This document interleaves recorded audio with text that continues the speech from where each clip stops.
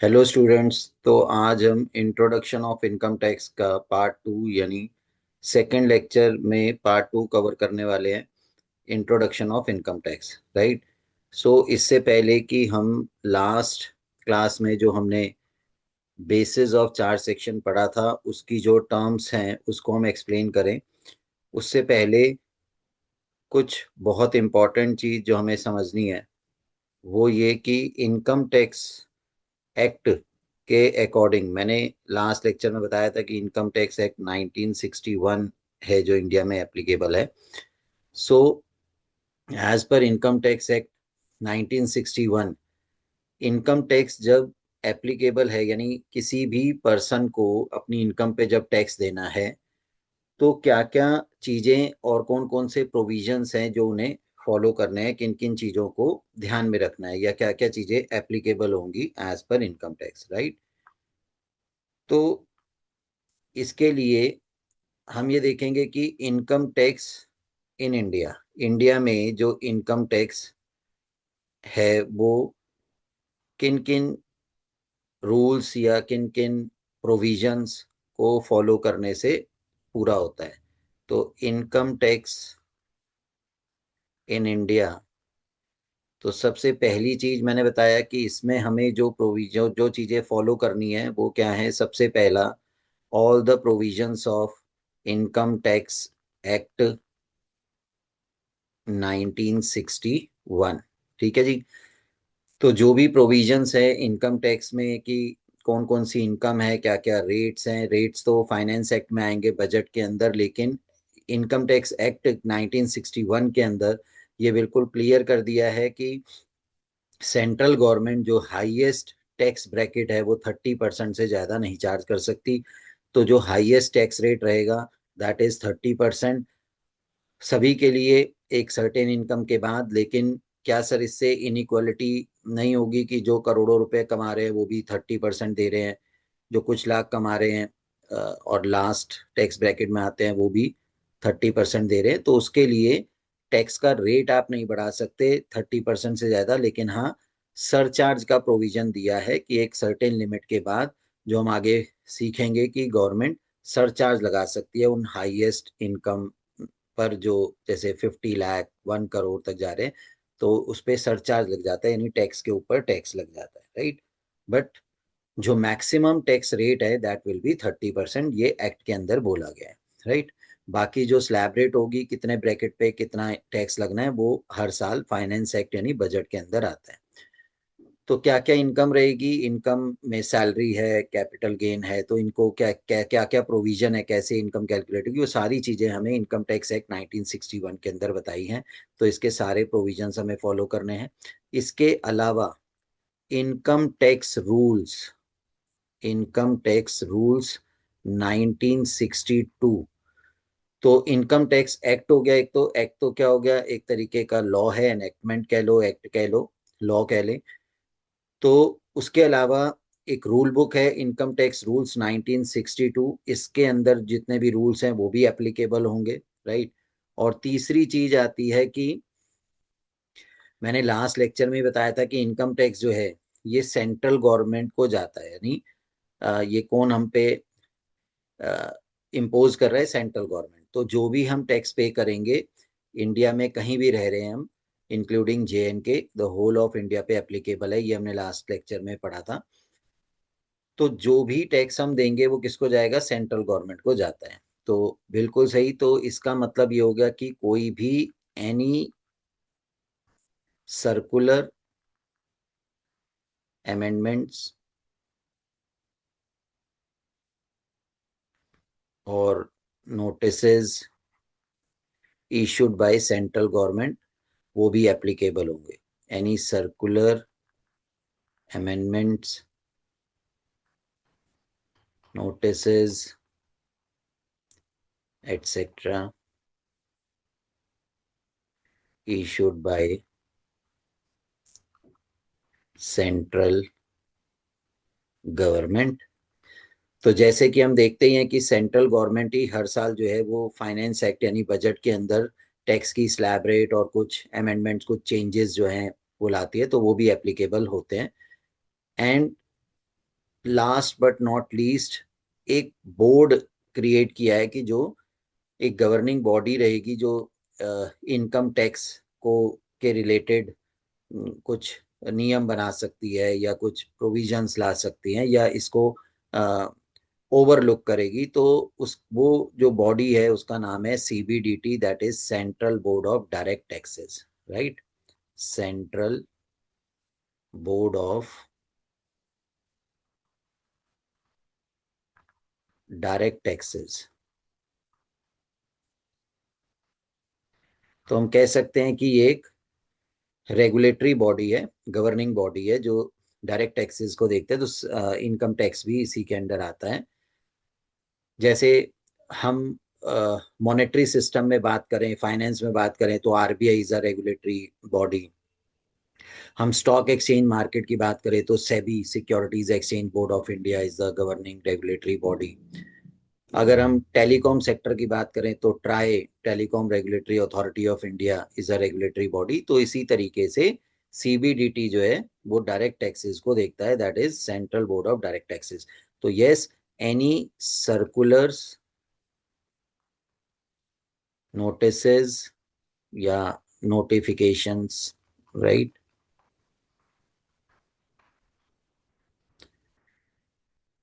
issued etc issued by this board, that is CBDT, तो वो भी एप्लीकेबल होगा। तो इस हिसाब से हमने देखा कि ये सारी चीजें हमें इनकम टैक्स जब भी हम लगाते हैं तो इन सब चीजों का ध्यान रखना होता है कि सिर्फ इनकम टैक्स एक्ट के जो प्रोविजंस है वही फॉलो नहीं करने हैं। कुछ रूल्स हैं इनकम टैक्स रूल्स 1962 में, वो भी देखने हैं। सेंट्रल गवर्नमेंट कोई भी चेंजेस, कोई नोटिफिकेशंस लाती है तो वो भी फॉलो करनी है, और बोर्ड की तरफ से भी अगर कुछ सर्कुलर्स या नोटिफिकेशन इशू होते हैं तो वो भी हमें फॉलो करना है, राइट। तो आई थिंक ये बात बिल्कुल अच्छे से समझ में आ गई है। तो अब हम कंटिन्यू करेंगे इसको। लास्ट जहां हमने लास्ट लेक्चर में छोड़ा था, दैट इज मैंने बेसिस ऑफ चार्ज सेक्शन बताया था आप लोगों को, और उस बेसिस ऑफ चार्ज सेक्शन में हमने कुछ टर्म्स देखी थी जो मैंने बताया था कि हम नेक्स्ट सेशंस में इन टर्म्स को डिस्कस करेंगे। तो वही टर्म्स जो हैं अब हम आगे पढ़ेंगे। तो जो बेसिस ऑफ चार्ज था हमारा इस एक्ट के अंदर, वो क्या था कि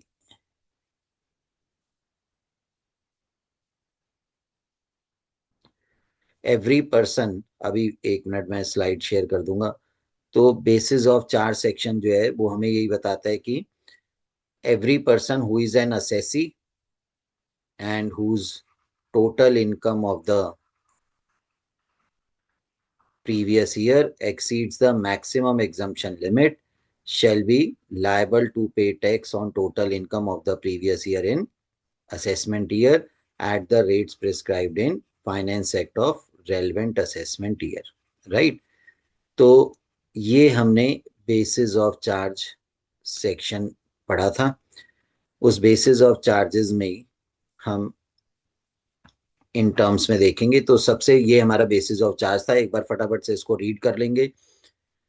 और इसके अंदर जो टर्म्स मैंने यहाँ पर हाईलाइट किए हैं इन टर्म्स को हम समझेंगे। तो under the income tax act 1961, every person who is an assessee and whose total income exceeds maximum exemption limit, right, shall be chargeable to income tax at the rates prescribed in Finance Act. Finance Act means budget of the uh, for the relevant assessment year, financial year. Such income tax shall have to be paid on total income of previous year in the relevant assessment year। ठीक है जी। तो आज हम इस lecture में, इस video में in terms को ही डिस्कस करने वाले हैं, जिसमें सबसे पहली जो टर्म आती है that is person. Who is person, क्योंकि बेसिस ऑफ चार्ज कहता है कि एवरी पर्सन, राइट, पहले पर्सन है फिर असेसी है। तो पर्सन कौन है वो समझना है। तो पर्सन सेक्शन 2 सबसेक्शन 31 के अंदर, इस एक्ट में इनकम टैक्स एक्ट 1961 के सेक्शन 2 सबसेक्शन 31 में पर्सन को डिफाइन किया गया है, राइट। तो एक बात हमेशा ध्यान रखनी है, जो मैं हमेशा अक्सर अपने लेक्चर्स में अपने स्टूडेंट्स को बोलता हूं, कि जब आप कोई भी एक्ट या कोई भी लॉ पढ़ रहे हैं तो उस लॉ के अंदर हर एक वर्ड की, हर एक वर्ड की अहमियत है, उसकी एक इम्पोर्टेंस होती है, राइट। और खास तौर पे अगर उस वर्ड को उस एक्ट के अंदर स्पेसिफिकली डिफाइन किया है। अब डिफाइन किया है कैसे पता चल रहा है सर? तो ये ध्यान रहे, सेक्शन 2 ध्यान रखेंगे। सेक्शन 2 जो होता है किसी भी लॉ, किसी भी एक्ट का डेफिनेशंस का सेक्शन होता है। तो जब भी आप किसी भी एक्ट में सेक्शन 2 और उसके साथ कोई भी सब सेक्शन में देखेंगे तो समझ जाएंगे कि ये डेफिनेशन है उसकी, राइट। तो ये पर्सन को डिफाइन किया गया यहाँ पर सेक्शन 2 के सब सेक्शन 31 के अंदर। Is it clear? अब सर पर्सन को डिफाइन क्यों किया है? ये तो बिल्कुल सिंपल सी बात है, मोटी अकल की बात है। पर्सन का मतलब क्या है? हम डिक्शनरी मीनिंग देख सकते हैं। पर्सन मतलब कोई भी व्यक्ति, कोई भी इंसान हो सकता है, राइट, यही हो सकता है। तो यही नहीं होना है, इसीलिए कि ये गलतफहमी ना रहे कि कोई पर्सन का मतलब, क्योंकि ये ध्यान रखना, अगर किसी एक्ट में किसी वर्ड को, किसी टर्म को स्पेसिफिकली डिफाइन नहीं किया गया है तो हम उसका जनरल मीनिंग जो होता है वो यूज करते हैं, राइट। तो उसकी इंटरप्रिटेशन क्या होती है कि हम उसका जो जनरल टर्म निकलती है, जनरल मीनिंग निकलता है, वो यूज करेंगे। तो अगर ये पर्सन डिफाइन नहीं करते, समझना, क्योंकि मैं जो टर्म्स यहाँ पर आपको समझा रहा हूँ वो पूरे लॉजिक के साथ बता रहा हूँ, उसके पीछे लॉजिक क्या है, क्यों डिफाइन करना पड़ा पर्सन को, क्यों ये बोलना पड़ा कि पर्सन्स के अंदर ये सब आएंगे इस एक्ट में, उसका लॉजिक समझे। और अगर ये नहीं होता तो इसके क्या कॉन्सिक्वेंसेज हो सकते थे, वो भी समझाने की कोशिश करूंगा। तो पर्सन टर्म इन्होंने डिफाइन की सेक्शन 2 सब सेक्शन 31 में, ठीक है, जो इन्होंने बोला कि पर्सन इंक्लूड्स ऑल दीज। अभी मैं एक एक डिस्कस कर दूंगा। तो सिंपल सी बात है कि अगर ये टर्म डिफाइन नहीं होती एक्ट में तो हम इसका जनरल मीनिंग देखते हैं, और पर्सन का अगर आप डिक्शनरी मीनिंग देखेंगे तो हम इसको हिंदी में क्या कह सकते हैं? पर्सन मतलब व्यक्ति, राइट, कोई भी इंसान। तो अब आपको पता है कि जब किसी कंपनी की इनकम आती है, पीएनएल अकाउंट बनता है, नेट प्रॉफिट निकलता है, वही इनकम है कंपनी की, है ना। नेट प्रॉफिट जो है वही तो कंपनी की इनकम है। या कोई पार्टनरशिप फर्म है, तो जो कंपनी की इनकम है उसके जो फाइनल अकाउंट्स बनते हैं, आपके पीएनएल अकाउंट है, बैलेंस शीट है, तो वो सब किसके नाम पे होती है? एक एग्जांपल लेते हैं कि अगर रिलायंस ग्रुप की मैं बात करूं तो उसके जो पीएनएल अकाउंट या उसकी जो फाइनल स्टेटमेंट, फाइनल अकाउंट्स बनते हैं, उसके ऊपर किसका नाम लिखा होता है? रिलायंस कंपनी का या मुकेश अंबानी का? तो ऑब्वियसली सर रिलायंस कंपनी का नाम लिखा होता है। तो ऐसे में अगर पर्सन वर्ड डिफाइन नहीं होता तो वो जो प्रॉफिट आता, वो जो इनकम आती, वो किसकी होती? इनकम रिलायंस की, राइट। अब गवर्नमेंट मुकेश अंबानी को ये बोलती है कि भाई, एज अ मैनेजिंग डायरेक्टर या जो भी कंपनी के ओनर है अ ओनर ऑफ कंपनी, कि आप की करोड़ों रुपए इनकम हो रही है ना, इस पे टैक्स भरो। तो वो मुकेश अंबानी आराम से टैक्स बिना पे किए आराम से निकल सकता था बच के। क्यों? क्योंकि वो बोलता प्रॉफिट किसका है? प्रॉफिट है कंपनी का, राइट। कंपनी कौन है? रिलायंस। तो बोलते हैं रिलायंस को ढूंढ लो, अगर रिलायंस नाम का आदमी कोई मिलता है तो उससे टैक्स ले लो, राइट। क्योंकि प्रॉफिट तो किसका है? रिलायंस का है ना। तो कहने का मतलब ये हुआ कि यहाँ पर पर्सन में उन्होंने ये बिल्कुल क्लियरली मेंशन कर दिया कि पर्सन से हमारा मतलब सिर्फ एक व्यक्ति या जीते जागते इंसान से नहीं है। पर्सन से हमारा मतलब हर उस ऑर्गेनाइजेशन, हर उस एंटिटी से है जिसके नाम पे इनकम जनरेट होगी, राइट। और ये सब आपने पढ़ा है कि company has a perpetual succession, company की डेफिनेशन आपने पढ़ी है, सेपरेट लीगल एंटिटी है ना, आइडेंटिटी है उसकी, सेपरेट लीगल एंटिटी है वो, उसकी अपनी अलग एक पहचान है। तो उसको भी एक पर्सन ही ट्रीट किया जाएगा, राइट। तो इसलिए यहाँ पर इन्होंने बिल्कुल क्लियरली डिफाइन कर दिया ताकि आप किसी भी तरीके से कोई एक्सक्यूज दे के निकल नहीं सको, है ना। तो उन्होंने बोला पर्सन में कौन कौन आएगा? पर्सन के अंदर इंडिविजुअल आएगा। तो बिल्कुल सही बात है कि अगर आप बिजनेस चला रहे हो और एज एन सोल प्रोप्राइटर आपका बिजनेस है तो आप जो है किस में आओगे?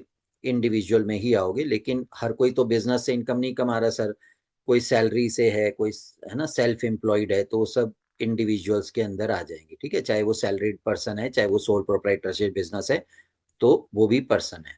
देन नेक्स्ट आता है हिंदू अनडिवाइडेड फैमिली, HUF। ये सबको पता ही है, जॉइंट फैमिली बिजनेस होता है, तो वो भी पर्सन ट्रीट किया जाएगा। इसके अलावा कंपनी है, ठीक है। कंपनी में किसी भी तरीके की कंपनी हो सकती है, प्राइवेट कंपनी हो सकती है, पर्सनल कंपनी हो सकती है, जॉइंट वेंचर हो सकता है, OPC वन पर्सन कंपनी हो सकती है, राइट। या सेक्शन 8 कंपनी हो सकती है। सेक्शन 8 कंपनी क्या होती है sir? That is non profit organisation, NPO जिसको आप बोलते हैं, उसको कंपनीज एक्ट 2013 के अंदर जो है सेक्शन 8 कंपनी कहा गया है, राइट। तो किसी भी टाइप, अब बात ये आती है कि सर एनपीओ क्यों टैक्स देगा नॉन प्रॉफिट ऑर्गेनाइजेशन, तो मैंने तो ये बोला ही नहीं कि एनपीओ को टैक्स देना है। हम अभी यहाँ पर ये डिस्कस कर रहे हैं कि पर्सन कौन है, राइट। उस पे टैक्स लाइबिलिटी है या नहीं, वो अगर हम बेसिस ऑफ चार्ज पढ़े तो पूरी लाइन एक बार तो क्या आता है, every person who is an assessee, right. तो असेसी होगा, पर्सन तो हो गया, लेकिन क्या वो असेसी है, उस पे टैक्स लाइबिलिटी बनती है, तब वो टैक्स देगा, राइट। तो ये मत समझना कि मैंने सेक्शन 8 कंपनी या एनपीओ बोल दिया तो इसका मतलब नॉन, मैं ये कह रहा हूँ कि नॉन प्रॉफिट ऑर्गेनाइजेशन भी टैक्स देगी, ठीक है। लेकिन देना भी पड़ सकता है, ये भी ध्यान रखना। अगर एनपीओ अपने अकाउंट्स या अपने ऑडिट में ये प्रूव नहीं कर पाती है कि उन्होंने जो जो खर्चा किया है वो एनपीओ का जो मकसद, जो ऑब्जेक्टिव है वेलफेयर के लिए या जिस पर्पस के लिए वो एनजीओ बनी है, उस पे उन्होंने सारा पैसा खर्च किया है, अगर उन्होंने कुछ कमाया भी है तो उस पर्पस पे लगाने के लिए ही कमाया, उसका पूरा डिटेल ऑडिट करके उनको ऑडिट रिपोर्ट देनी होती है, आईटीआर फाइल करनी पड़ती है, ठीक है। भले ही टैक्स ना दे क्योंकि टैक्स लायबिलिटी नहीं बन रही, लेकिन रिटर्न उन्हें मैंडेटरली फाइल करनी पड़ती है हर एनपीओ को हर साल, राइट। तो टैक्स लायबिलिटी बन सकती है अगर कहीं पर भी वो हिसाब नहीं दे पाएंगे और वो इनकम दिखाई दे रही है, तो यस उन पे भी टैक्स लायबिलिटी आ सकती है, राइट। तो ये काम ऑडिट रिपोर्ट के थ्रू आईटीआर फाइल करते समय वो करते हैं, राइट। तो ये चीज क्लियर है, कंपनी चाहे कैसी भी है, किसी भी तरीके की, पर्सन की डेफिनेशन में आएगी। इसके अलावा फर्म्स आ जाएंगी, फर्म्स का मतलब पार्टनरशिप फर्म। और जब मैं पार्टनरशिप फर्म बोल रहा हूँ तो यस एलएलपी भी इसमें इंक्लूड होगी, यानी लिमिटेड लाइबिलिटी पार्टनरशिप। इनके अलावा एक आती है एसोसिएशन ऑफ पर्सन यानी एओपी, और दूसरा आता है बीओआई यानी बॉडी ऑफ इंडिविजुअल। सर ये क्या होते हैं एसोसिएशन ऑफ पर्सन और बॉडी ऑफ इंडिविजुअल? तो जैसा आगे लिखा है, वेदर इनकॉर्पोरेटेड और नॉट, चाहे वो रजिस्टर्ड हो या नहीं हो। फॉर एग्जाम्पल एओपी या बीओआई में कौन आते हैं सर? क्लब्स आते हैं, कोऑपरेटिव सोसाइटीज आती हैं, और ट्रस्ट आती हैं, राइट। जेवीज जॉइंट वेंचर्स आ सकते हैं, राइट, एटसेट्रा। तो ये सर किस में आते हैं? एओपी में आते हैं या बीओआई में? दोनों में से किसी में भी आ सकते हैं। तो फर्क क्या हुआ दोनों में, अब ध्यान से सुनेंगे। AOP stands for association of person, BOI stands for body of individual. तो दोनों का मतलब यही है कि जब दो या दो से ज्यादा लोग मिलकर कोई काम कर रहे हैं, कोई प्रॉफिट मेकिंग बिजनेस या कुछ भी इनकम अर्न कर रहे हैं, तो वो इसकी कैटेगरी में आएंगे, चाहे फिर वो क्लब्स हैं, चाहे कोऑपरेटिव सोसाइटीज हैं, चाहे ट्रस्ट हैं, चाहे जॉइंट वेंचर हैं। अब फर्क क्या होगा? तो नाम से फर्क समझ में आएगा बेटा। एओपी क्या होता है? एओपी है एसोसिएशन ऑफ पर्सन। पर्सन में कौन कौन आते हैं ये सब मैंने बताया, इंडिविजुअल आता है, एचएफ आता है, कंपनी आती है, फर्म आती है, लोकल अथॉरिटीज आएंगी लाइक एमसीडी डीडीए, है ना, any other artificial judiciary person like DU Delhi university, ये सब पर्सन में आ रहे हैं। तो एओपी क्या होता है? Association of person. जब भी दो या दो से ज्यादा पर्सन्स मिलके, पर्सन मतलब कोई एक इंडिविजुअल, कोई एक कंपनी भी हो सकती है, कोई फर्म कंपनी और इंडिविजुअल भी मिल सकते हैं, राइट। कोई लोकल अथॉरिटी और कंपनी या इंडिविजुअल या एचयूएफ मिलके ऐसी कोई ट्रस्ट या क्लब या कुछ बना सकते हैं, या जेवी जॉइंट वेंचर, तो वो एओपी कहलाएगा। और अगर, तो इसका मतलब क्या हुआ? जब पर्सन्स आपस में कोलैबोरेट करेंगे, पर्सन्स मतलब इनमें से कोई भी, company, partnership firm, HUF, individual, कोई भी, तो वो एओपी यानी एसोसिएशन ऑफ पर्सन कहलाएगी। और जब इंडिविजुअल्स मिलके, जैसे कोई दो लोग हैं ए बी, है ना, या तीन लोग हैं ए बी सी, या चार लोग हैं A B C and D, ये चारों इंडिविजुअल्स हैं, चारों ने मिलके कोलैबोरेट करके कोई काम किया, राइट। तो वो क्या कहलाएगा? वो बॉडी ऑफ इंडिविजुअल कहलाएगा, राइट। वो पर्पस खत्म हो गया, काम पूरा हो गया, चारों पर्सन इंडिविजुअल अपने अपने घर चले गए, अलग हो गए, तो that is body of individual. तो अगर ये कोई भी क्लब, सोसाइटी, ट्रस्ट अगर इंडिविजुअल्स ने फॉर्म किया आपस में मिलके, right, that will be body of individual, ठीक है। अब आप कहोगे कि सर वो तो पार्टनर्स भी हो सकते हैं। तो अगर एज अ पार्टनरशिप है, उन्होंने पार्टनर है, उसकी अपनी एक अलग से एक्ट है, पार्टनरशिप एक्ट, उसके अंदर सारी चीजें हैं, पार्टनरशिप में क्या है, तो ऑब्वियसली वो पार्टनरशिप होगी। लेकिन अगर वो पार्टनरशिप नहीं कर रहे हैं तो सर क्लियर नहीं हुआ, कोई एग्जांपल दो। तो सिंपल सी बात है, मान लो तीन लोग मिले ए बी और सी, तीनों ने कहा कि हम रियल एस्टेट या प्रॉपर्टी डीलर का एक बिजनेस करेंगे, तो उन्होंने नाम लिख दिया दिस एंड दिस, है ना, एंड एसोसिएट कर दिया। अब वो चारों ने क्या किया, वो कह रहे हम पार्टनर्स नहीं है ना, कि कोई हमने डीड नहीं की, कोई कुछ नहीं कि हम प्रॉफिट शेयरिंग करेंगे, कुछ नहीं। उन्होंने कहा भाई चारों ने मिलके एक ऑफिस ले लिया है, अब चारों ऑफिस एक ले लिया तो सारे खर्चे जो है वो आपस में वो बियर कर लेंगे। अब वो क्या करेंगे, अपने अपने क्लाइंट्स चारों अपना अपना काम कर रहे हैं, तो जो जो डील करेगा वो प्रॉफिट उसी का होगा। ऐसा नहीं है कि वो आपस में शेयर करेंगे, पार्टनरशिप नहीं है, ये ध्यान रखना। जगह उन्होंने एक ले ली है, खर्चे वो आपस में इक्वली डिवाइड कर लेंगे, लेकिन जो अब किसी को अपने क्लाइंट को बुलाना है तो कहाँ बुलाएं, तो वो चारों का ही ऑफिस है, वो चारों वहां पर मिलके काम कर रहे हैं, और जो डील करेगा उससे जो फायदा होगा वो अपना ले जाएगा, है ना। और खर्चे लेके, अब मान लो किसी महीने किसी एक की डील नहीं हुई, लेकिन खर्चा तो उसे जो है वो इक्वली देना है, तो चाहे अपनी जेब से देगा, पे करेगा। तो दैट इज नॉट पार्टनरशिप, है ना, क्योंकि पार्टनरशिप में तो प्रॉफिट भी फिर इक्वली या, है ना, प्री डिसाइडेड रेशियोज में डिवाइड होगा। तो इस तरीके का अगर कोई अरेंजमेंट आपने बना रखा है इंडिविजुअल्स ने, दो या दो से ज्यादा, तो that will be covered under BOI, body of individual. I think बहुत अच्छे से क्लियर हो गया होगा, ये कोई कंफ्यूजन नहीं है। देन इसके बाद आता है local authorities like MCD, municipalities वगैरह जो भी हैं वो आएंगी इसमें। इनको भी टैक्स देना है क्या सर? हाँ, कुछ चीजों पर देना है, कुछ बाकियों पे नहीं देना है। बट ये अभी हम टैक्स की बात नहीं कर रहे हैं, फिर से बोल रहा हूँ, ये पर्सन्स में आ रहे हैं, यानी इन पे टैक्स लायबिलिटी हो सकती है, ठीक है, ये एसएससी हो सकते हैं। देन आता है any other every artificial judicial person not falling within any of the preceding sub clause, यानी any other artificial person of judiciary या जुडिशियल पर्सन।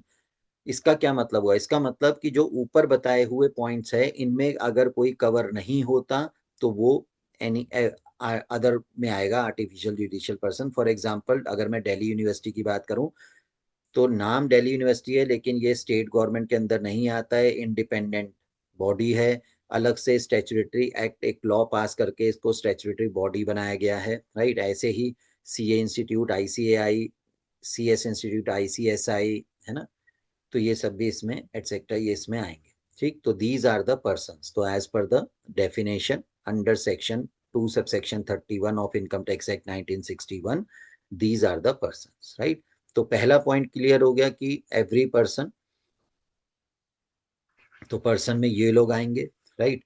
नेक्स्ट आता है, अगर हम बेसिस ऑफ चार्ज को एक बार दोबारा देखें, तो every person who is an assessee.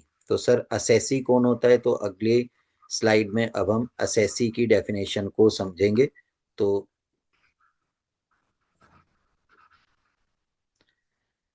Next हम देख रहे हैं असेसी। असेसी को डिफाइन किया है सेक्शन 2 सबसेक्शन 7 के अंदर, right. Assessee means a person. अब ये याद रहेगा ना कि पर्सन का मतलब क्या है। पर्सन का मतलब जो हमने पिछली स्लाइड में पढ़ा, यानी individual, firm, company, AOP, BOI, local authority, इनमें से कोई भी, right. By whom any tax or any other sum of money is payable as per this act, which act? Income tax act 1961 की यहाँ पर बात हो रही है, राइट। तो आगे बार बार पूरा ये लिखा नहीं आएगा, तो जहां भी एक्ट लिखा है तो समझ जाएंगे कि हम यहाँ पे इनकम टैक्स एक्ट 1961 की बात कर रहे हैं।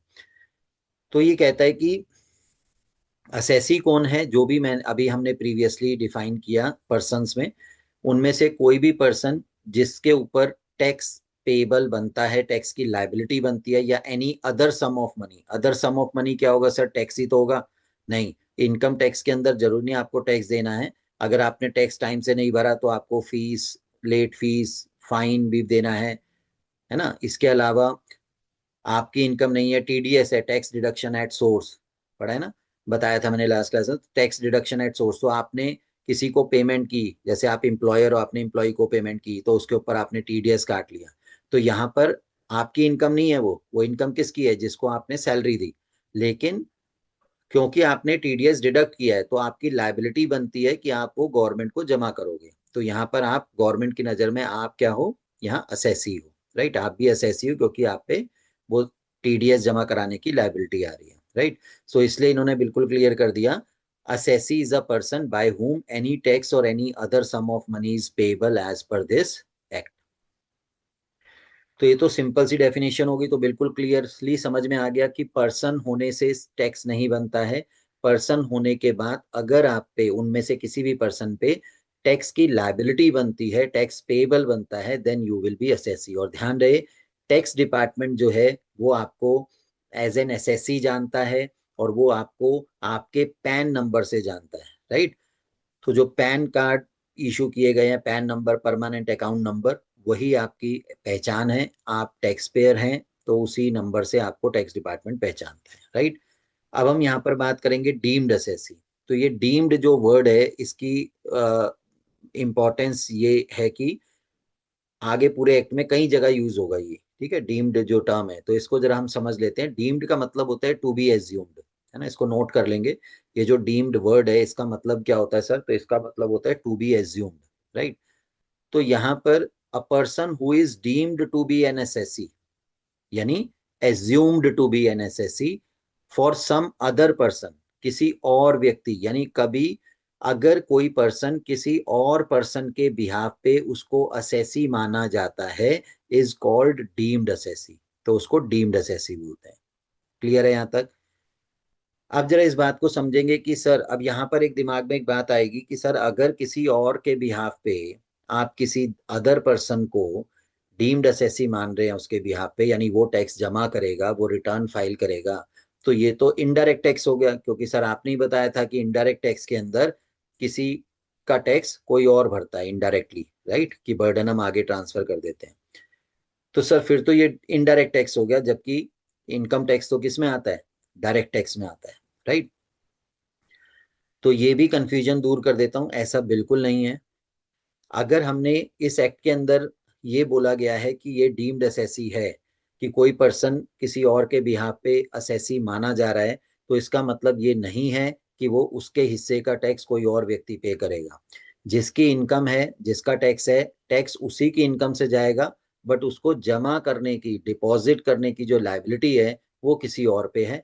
और ऐसा क्यों कहा गया है? तो अगर आप एग्जाम्पल देखो तो बिल्कुल अच्छे से समझ में आ जाएगा कि डीम्ड असेसी का कंसेप्ट वहीं बनता है जहां पर एक्चुअल पर्सन, जो एक्चुअल असेसी है, जिसकी इनकम है, ही और she is unable to deposit या टू पे द टैक्स। वो टैक्स देने की स्थिति में ही नहीं है, लेकिन इनकम तो हुई है। तो गवर्नमेंट को इससे कोई रहम नहीं है, कोई आपसे सिंपैथी नहीं है, ठीक है। एग्जाम्पल देखो, समझ में आएगा।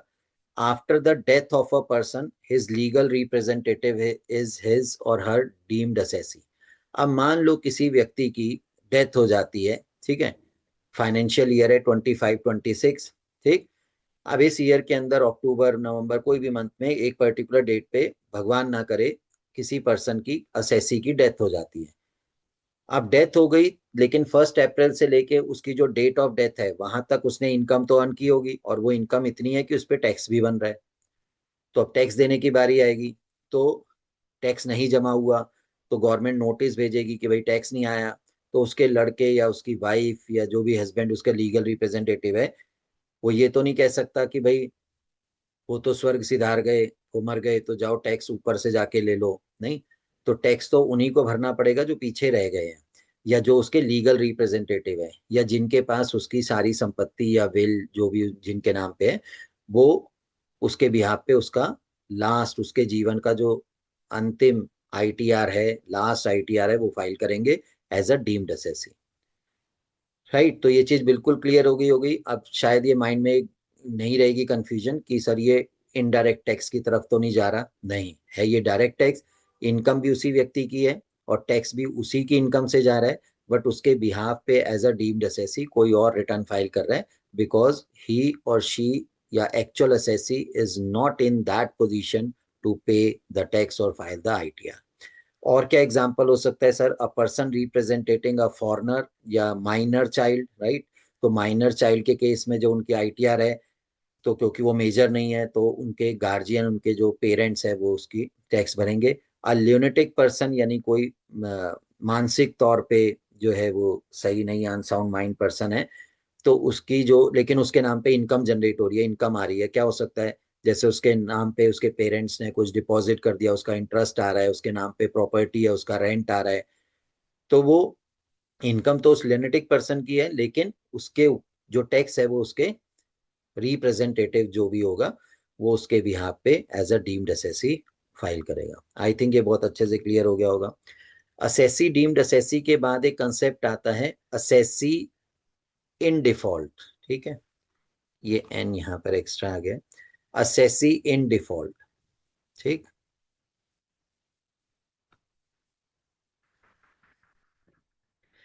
असेसी इन डिफॉल्ट क्या है? तो व्हेन अ पर्सन, जैसे नाम से पता चल रहा है, assessee in default means defaulter, हम कह सकते हैं कि डिफॉल्टर है वो। तो डिफॉल्टर आप कब होगे?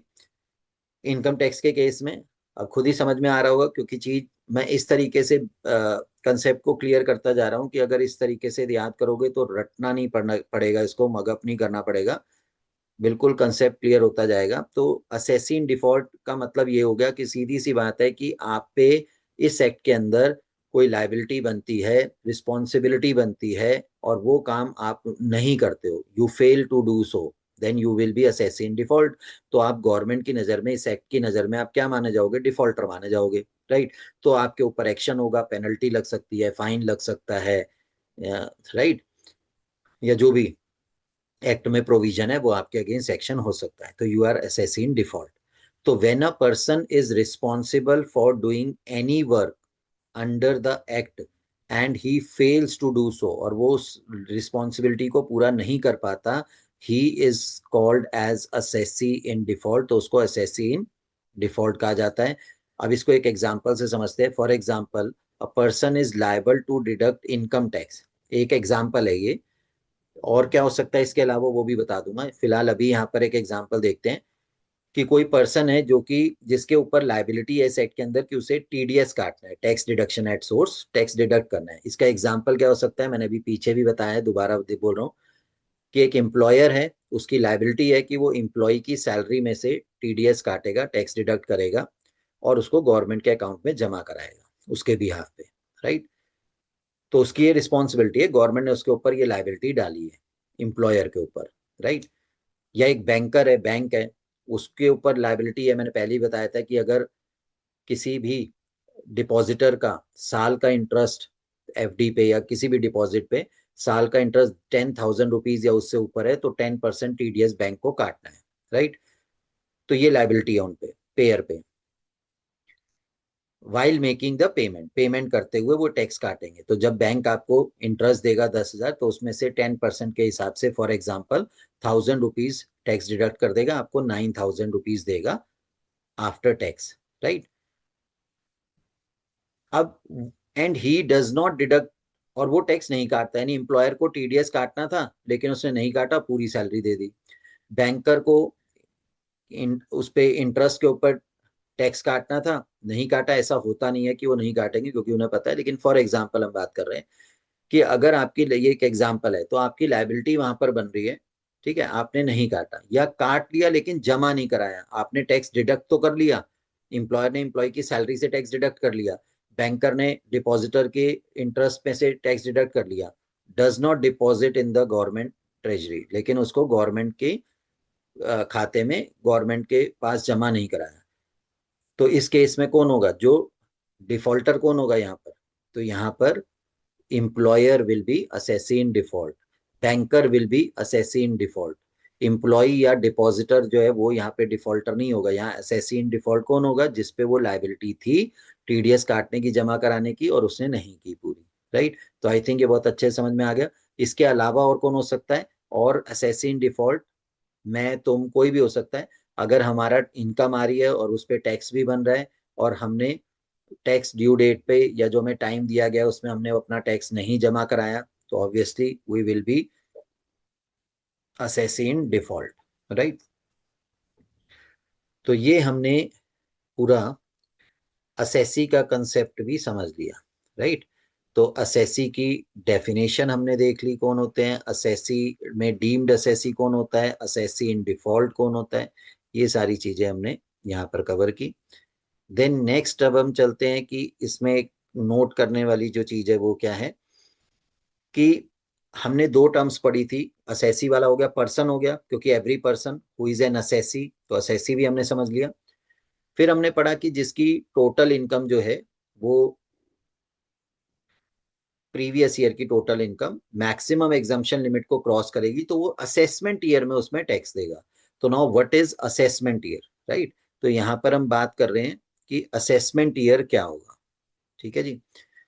सो असेसमेंट ईयर को यहाँ पे डिफाइन किया गया है सेक्शन 2 सबसेक्शन 9 में। तो देखेंगे यहाँ पर क्या बोल रहे हैं।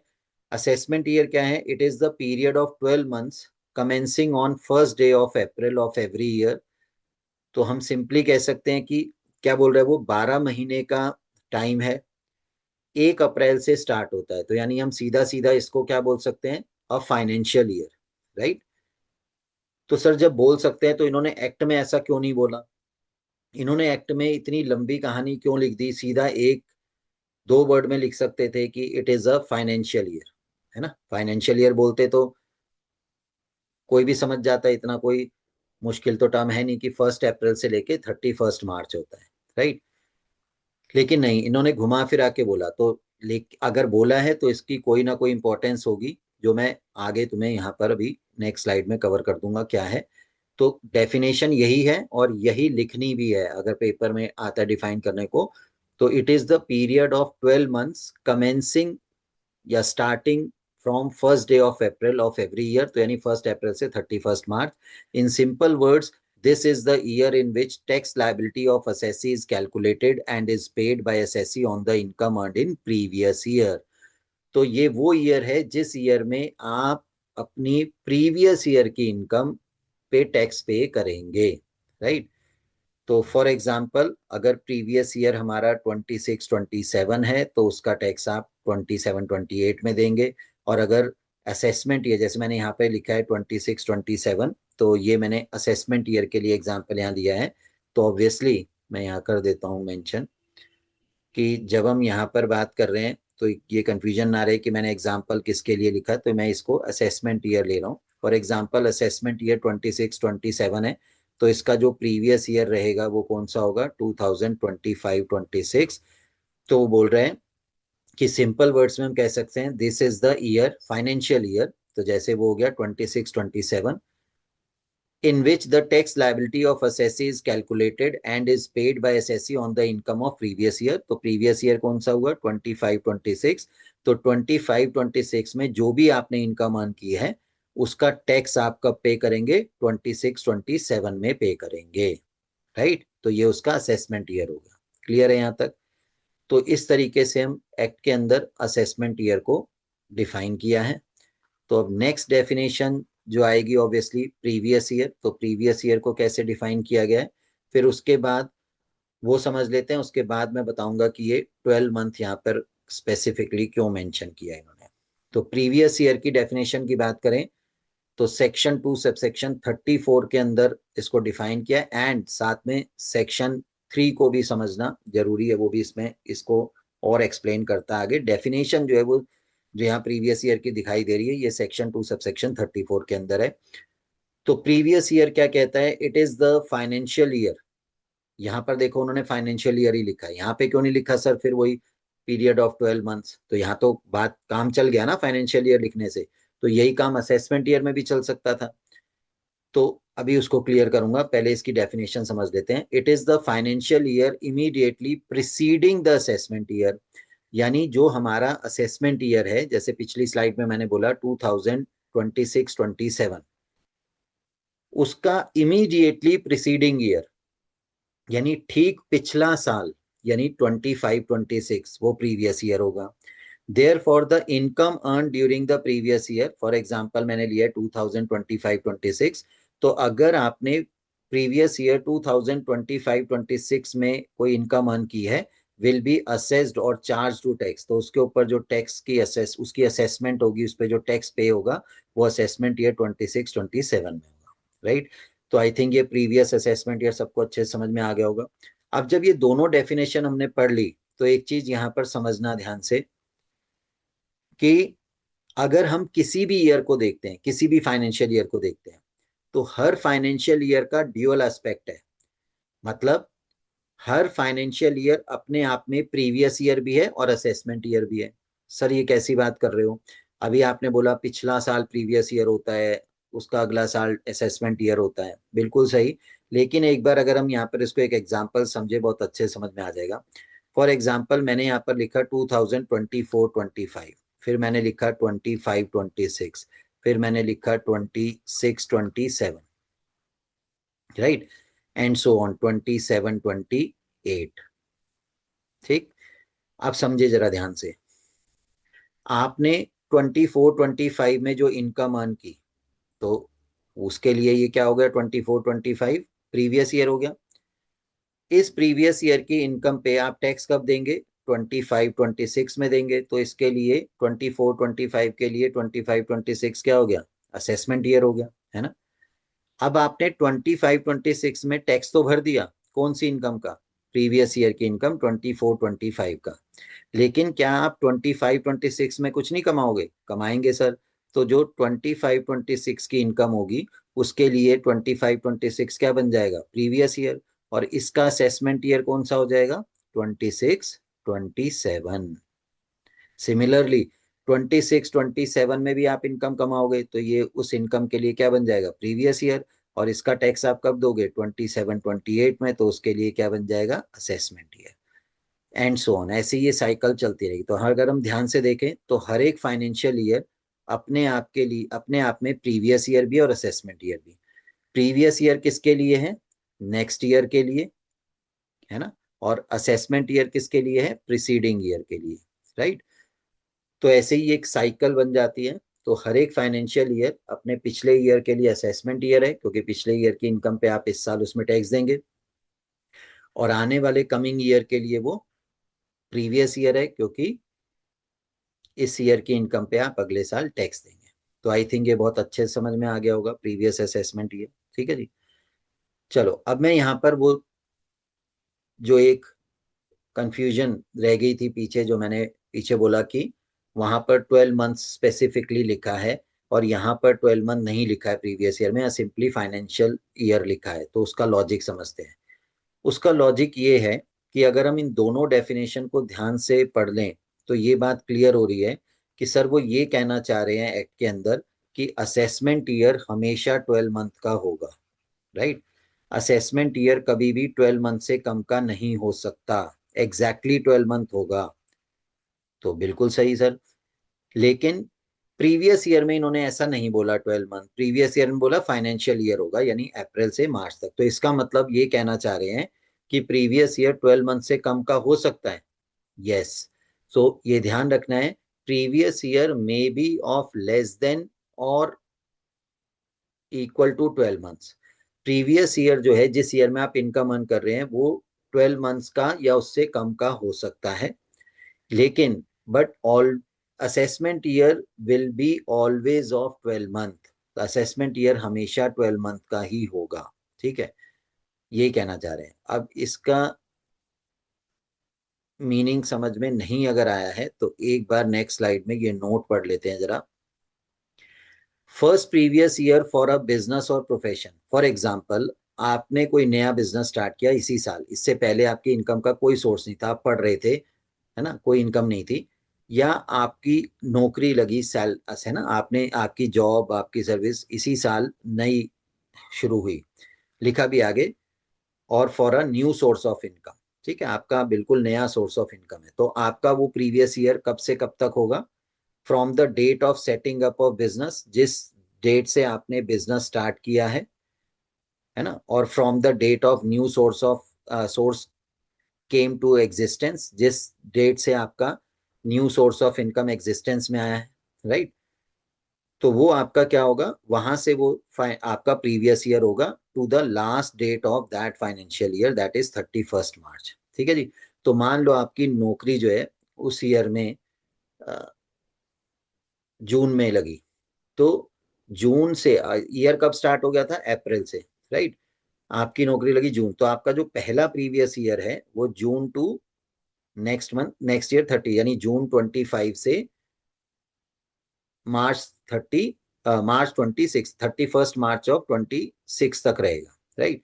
तो ये क्या हो गया, लेस देन 12 मंथ हो गया, तो आपका प्रीवियस ईयर 12 मंथ से कम का हो सकता है। ऐसे इसका उल्टा भी हो सकता है, जैसे हमने पीछे एग्जांपल लिया था कि किसी असेसी की डेथ हो जाती है उस ईयर में, मान लो अक्टूबर में, तो उसका वो जो प्रीवियस ईयर होगा वो कब से होगा, 1 अप्रैल से उस पर्टिकुलर डेट ऑफ डेथ जो भी है अक्टूबर की वहां तक का, तो ये भी क्या होगा, 12 मंथ से कम का हो गया। लेकिन असेसमेंट ईयर अगला पूरा साल यानी 26-27 पूरा 12 मंथ उसका असेसमेंट ईयर रहेगा। तो assessment year may not be of less then 12 month, ये ध्यान रखना है। इसीलिए डेफिनेशन में ये मेंशन किया है कि एग्जैक्टली 12 मंथ्स जो है वो वर्ड वहां पर यूज हुआ है, राइट। तो ये चीज आई थिंक सबको समझ में आ गई होगी बहुत अच्छे से। ठीक। तो आज के लेक्चर में हम इतना ही करते हैं, और ये टोटल इनकम का कंसेप्ट जो है फिर हम इसको नेक्स्ट लेक्चर से कवर करेंगे। क्योंकि हमने ये टर्म्स पूरी करनी है, तो ये देख सकते हैं बेसिस ऑफ चार्ज, इसमें से मैंने क्या क्या कवर कर दिया इस लेक्चर में, एक बार इसको समझ लेते हैं। हमने पर्सन को अच्छे से समझ लिया, पर्सन क्या होता है ये मैंने क्लियर कर दिया इस लेक्चर में। असेसी कौन होता है ये बता दिया, इसके साथ साथ डीम्ड असेसी क्या होता है वो भी हमने समझ लिया, राइट। उसके साथ साथ असेसी इन डिफॉल्ट क्या होता है वो भी हमने समझ लिया। ठीक। उसके साथ साथ प्रीवियस ईयर क्या होता है ये भी हमने क्लियर कर लिया, और असेसमेंट ईयर क्या होता है ये भी हमने क्लियर कर लिया, राइट।